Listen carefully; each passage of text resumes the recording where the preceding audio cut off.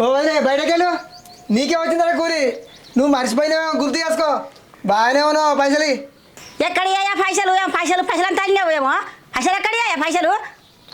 పైసలు ఎక్కడి అంటే పోయింది వదిలే. నా పెన్నా కూలికి వచ్చిన పైసలు తే. నీ పెళ్ళం కూలి రాలేదా? ఏవో పని చెప్తే అర్థం కాదాయా? కూలి వచ్చిందట వదిలే. నువ్వు మంచిగా చేసుకో.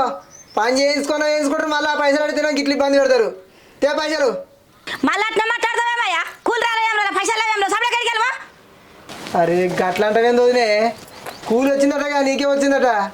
పైసలు ఇవ్వదునే, లేట్ అవుతుంది పెళ్ళి పోవాలి. ఓ అయ్యా నీ పెళ్ళం నాకు కూలే రాలేదయ్యా. పైసలు ఇవ్వమంటే ఎక్కడికి వెళ్ళి ఇవ్వాలయ్యా నేను? నాగపురంలో లక్ష్మక్క అంటే నువ్వే కదా, మరి నీకే వచ్చిందట కూలి. నేనేనాయా, కానీ నీ పెళ్ళం నాకు కూలి రాలేదు. ఏందో కూలి వచ్చినా రాలేదంటావు.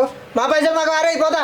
ఎక్కడియాయా? నాకు కూలి రాకముందుగా కూలి కూలి అంటారేమో మీకు బాగా అది అవుతుంది. ఏంది నాకు కూలి వచ్చిన వాళ్ళు ఎవరు నన్ను పైసలు ఆడుతున్నారు ఇంటి పుట్టు తిరిగి. ఎక్కడియా కూలి సపరేట్గా వాడికాలి.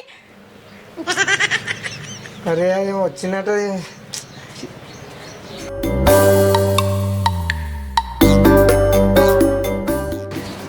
నువ్వేమన్నా మనిషివేనా? నన్ను ఎండలో కుక్కని దింపినట్టు దింపుతున్నావు. అగో మళ్ళీ ఏమైంది? ఇప్పుడు కూడా ఇవ్వలేదా కూలి పైసలు? నువ్వు కూలి పోతే కానీ ఆమె పైసలు ఇవ్వనీకి నువ్వు కావాలని నన్ను ఎండలో దింపుతున్నావు కదే.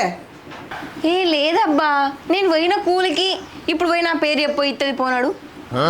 ఇప్పటిదాకా మీ చెల్లె పేరు చెప్పి అడిగి నానే నీ పేరు కాకుంటే ఛీ. ఈ పైసలు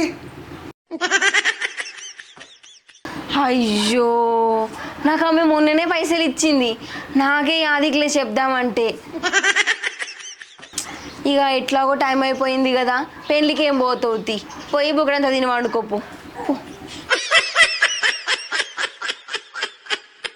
ఆమె ఇస్తుందేమో నీకు ఇద్దాం అనుకున్నా, ఆమె మొన్ననే ఇచ్చింది, నాకు యాదికి లేదు. ఏమో దానికి ఏడవబడితే